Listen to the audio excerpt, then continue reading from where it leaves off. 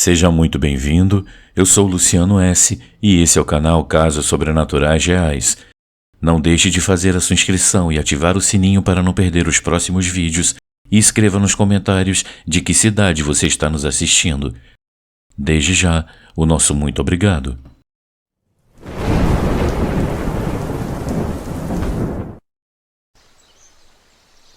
A Tábua Ouija.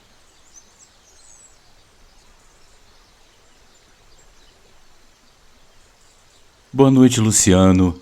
Meu nome é Merlin e eu acompanho seu canal há algum tempo. Gosto muito de ouvir as histórias contadas nele. Desde a minha infância, eu presenciei casos misteriosos e sem explicação. Tenho muitas histórias que aconteceram comigo e, sem mais delongas, eu vou compartilhar a primeira. Esse fato que eu passo a relatar agora ocorreu há cerca de 20 anos atrás, no ano de 2003. Eu era bem jovem e tinha apenas 19 anos de idade. Tínhamos um grupo formado por 5 rapazes e 6 garotas. Nos reuníamos para fazer muitas coisas juntos, pois éramos jovens e todos gostavam de aventura. Certa vez, os pais de um amigo nosso saíram de férias, então ficamos 15 dias com uma casa só para nós. Lembrando que naquela época não existiam celulares com acesso à internet como hoje, e resolvemos aproveitar esse período ao máximo. Em um dia de chuva estávamos entediados e alugamos um filme chamado Ouija, que era lançamento naquele ano. Após assistir o filme, decidimos testar e fazer a brincadeira. No nosso grupo, alguns estavam assustados por causa do filme, outros ironizavam e duvidavam que aquilo fosse real e funcionasse. Resolvemos criar um tabuleiro Ouija e usar um compasso como guia. Muitos ao redor da mesa estavam bebendo e fumando, alguns estavam com medo e outros não. O próprio dono da casa não acreditava que algo pudesse acontecer. Então eu dei início ao jogo. Uma das garotas ficou responsável por fazer as anotações. Eu fiz a seguinte pergunta: "Tem alguém aí?" E eu não obtive a resposta. Alguns ao meu redor estavam apreensivos enquanto outros davam risada. Eu perguntei então mais uma vez: "Tem alguém aí?" E foi então que o compasso se moveu para o sim. O medo tomou conta de mim, pois eu não havia feito nenhum movimento e, como num passe de mágica, o compasso se moveu sozinho. Algumas pessoas acreditaram e outras não. Eu decidi fazer mais uma pergunta: "Qual o seu nome?" O compasso se mexeu lentamente e a garota que anotava as letras escreveu o seguinte nome: Valdemir. Todos então começaram a acreditar, inclusive o nosso amigo dono da casa, que parou de ironizar e passou a crer que aquilo realmente funcionava. Perguntamos como ele havia morrido e o compasso foi juntando as letras e respondeu: enforcado. Nesse momento, o dono da casa teve um ataque de pânico e fúria, acabou retirando o compasso e encerrando toda a brincadeira. Depois de um tempo, conseguimos entender o que estava acontecendo. Descobrimos que cerca de 12 anos antes, uma família de inquilinos morou naquela casa. Um homem chamado Valdemir descobriu a traição da esposa e acabou tirando a própria vida no banheiro. Após esse episódio, todos nós saímos da casa em pânico. Era para ser uma brincadeira, mas descobrimos que não era. Nosso amigo só voltou para casa após os pais retornarem da viagem. Durante muito tempo, todos os presentes naquele dia tiveram sonhos ruins com um homem desconhecido. Até hoje, ao lembrar desse dia, eu sinto calafrios e um embrulho no estômago. Essa foi a minha primeira e única experiência com uma tábua Ouija. Muito obrigado por ler a minha história.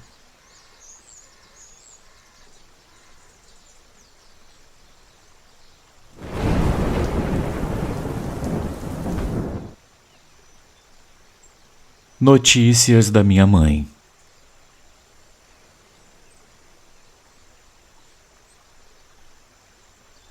Olá, Luciano e todos os inscritos.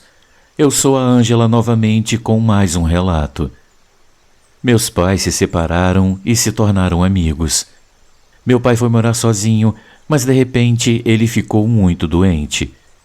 Ele não estava comendo bem, emagreceu muito e sua diabetes estava sempre descontrolada. Minhas irmãs então conversaram com a minha mãe para que ela cuidasse do meu pai em casa por um tempo. Foi difícil convencê-la, mas elas conseguiram. Contudo, ela apenas exigiu que ele dormisse na sala. Minha mãe cuidou dele muito bem. Fez as comidas mineiras das quais ele tanto gostava e meu pai até passou a engordar, melhorou e até ficou bem robusto. Foi quando, de repente, minha mãe começou a sentir muitas dores na coluna.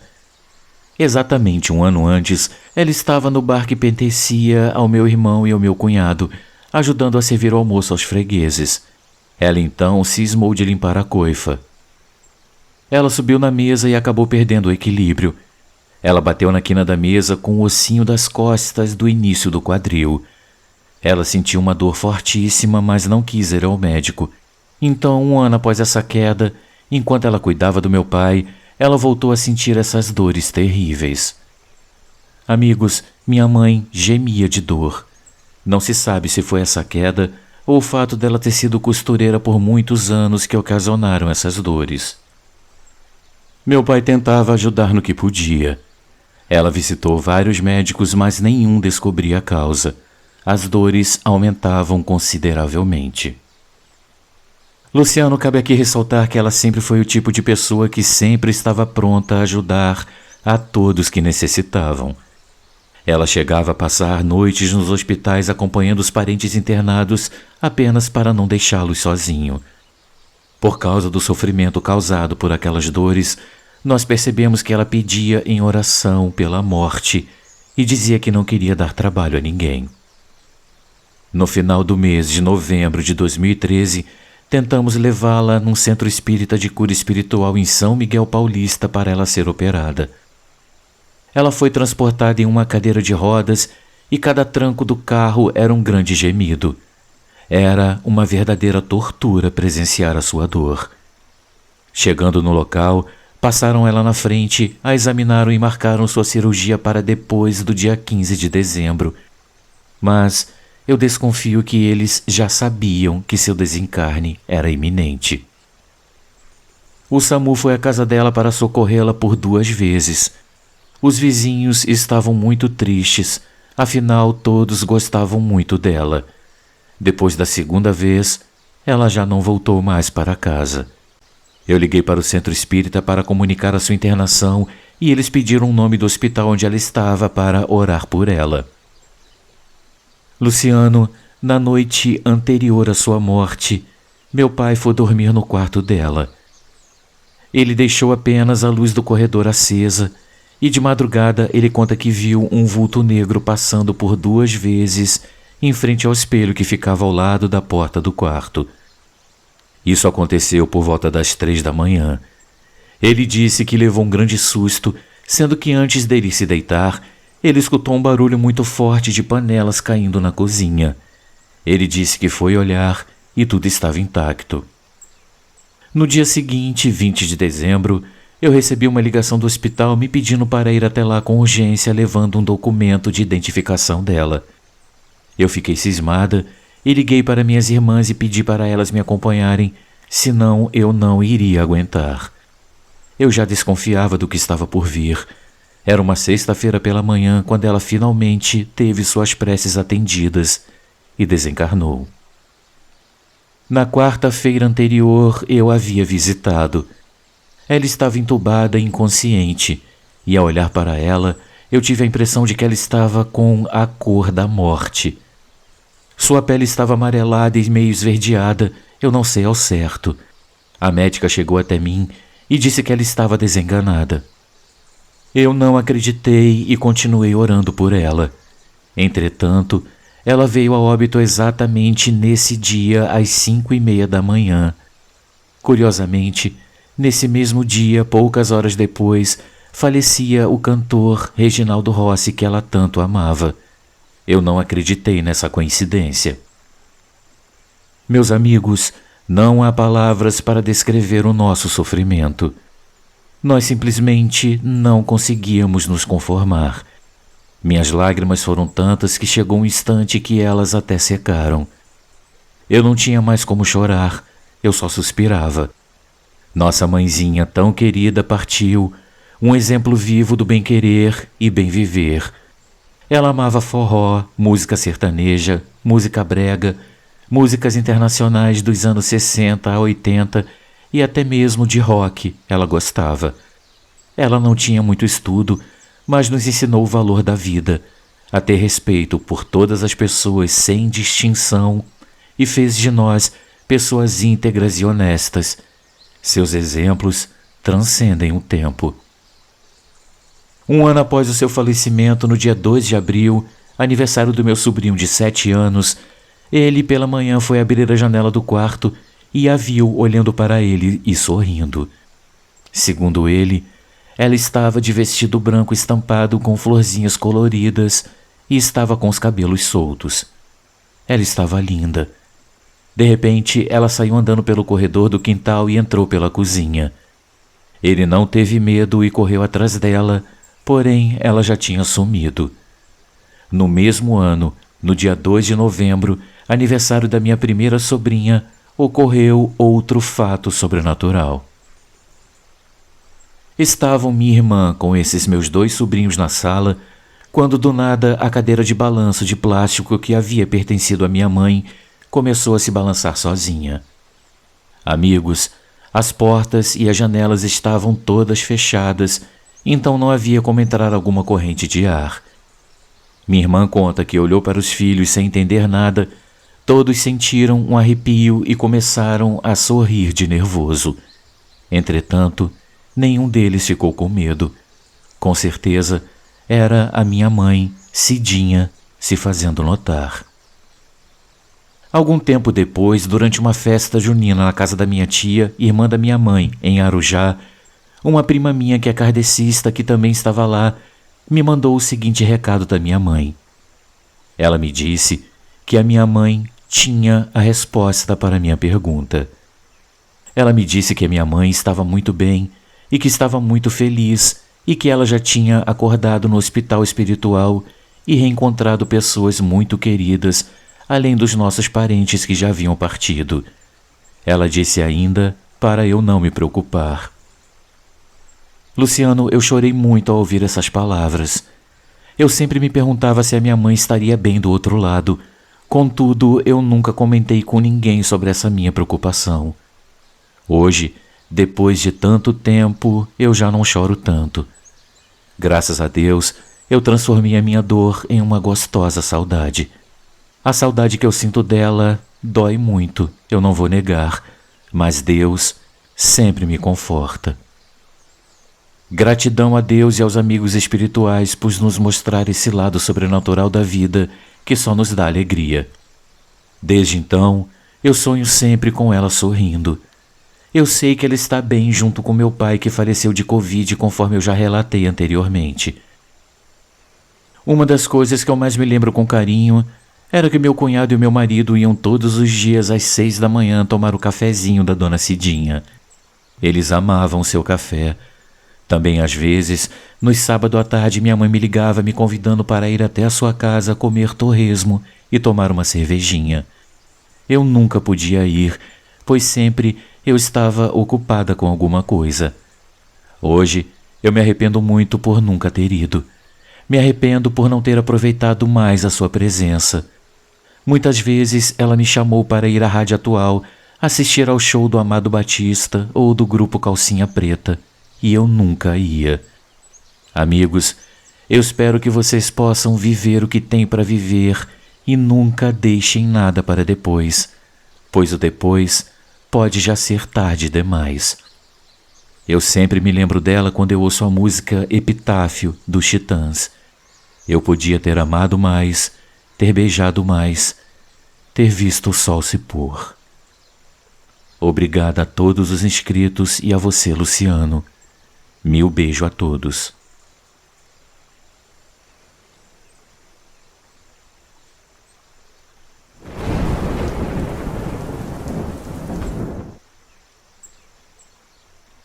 Saindo do corpo.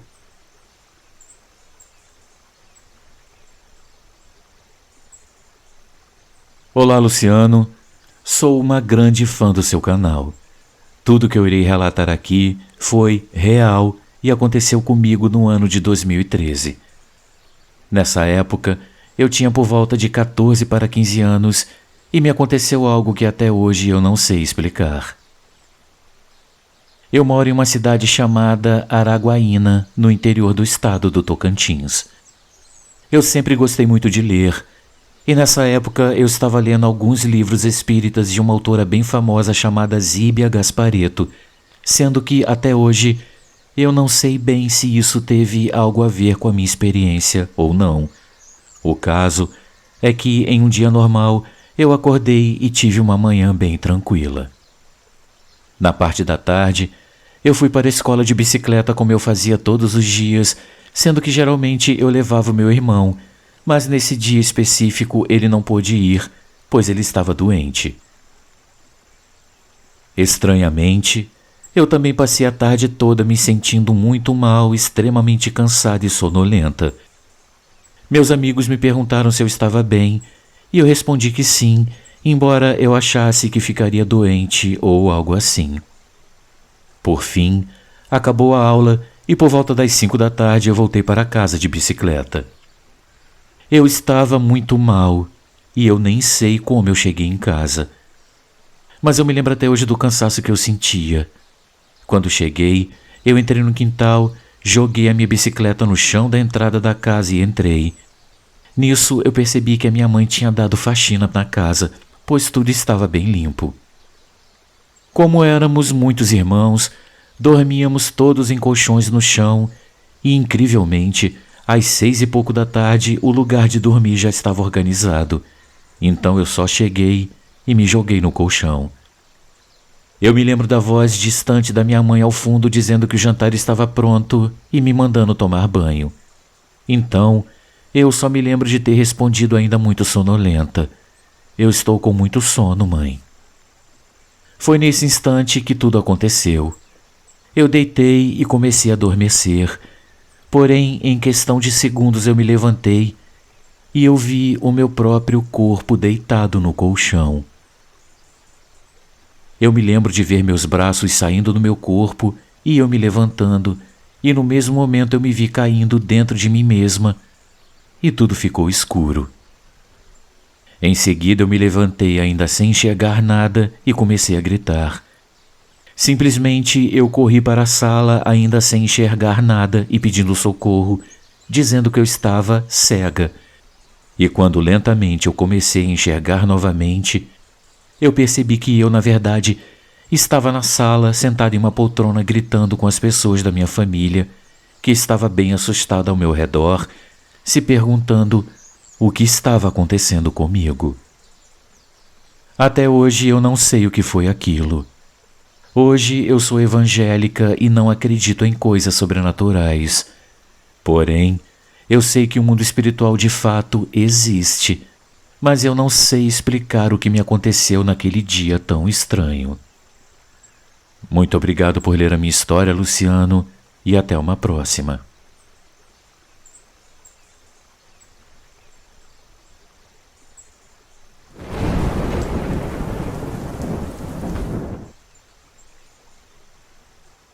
Peter Pan.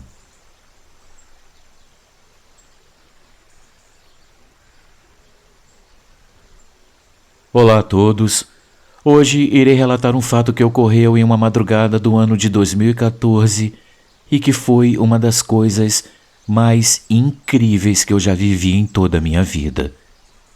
Meu nome é Ana Paula Rodrigues e eu sou do interior do Paraná.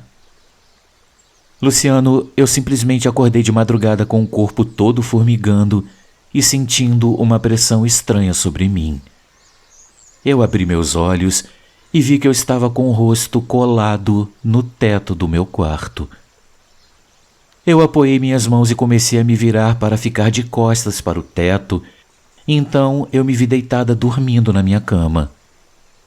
Luciano do céu, meu coração parecia que ia sair pela boca. Parecia que, se aquele teto não tivesse ali para me segurar, eu teria saído voando. Então, de súbito, Eu comecei a me locomover porque eu queria ir até o quarto do meu filho. Alguma coisa me chamava para lá, além da preocupação que eu senti naquele momento com a segurança dele.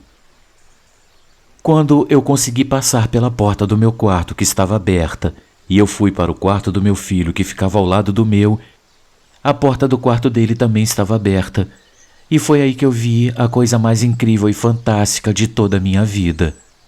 Amigos, meu filho também estava flutuando de costas para o teto. Eu olhei para ele e ele olhou para mim todo contente, fazendo um movimento com as pernas e os braços, como se ele estivesse mergulhando. Eu olhei para a cama dele e vi o corpo dele lá deitado. Eu senti muitas náuseas devido ao espanto que eu senti, e logo em seguida tudo escureceu e veio um breu que tomou conta de tudo, como se eu tivesse perdido os sentidos.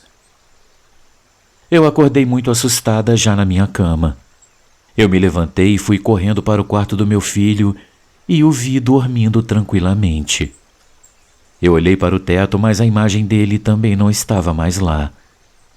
Depois de tomar uma água e me acalmar, eu me deitei novamente e dormi com a certeza de que tudo havia sido um sonho bem surreal e até certo ponto mágico.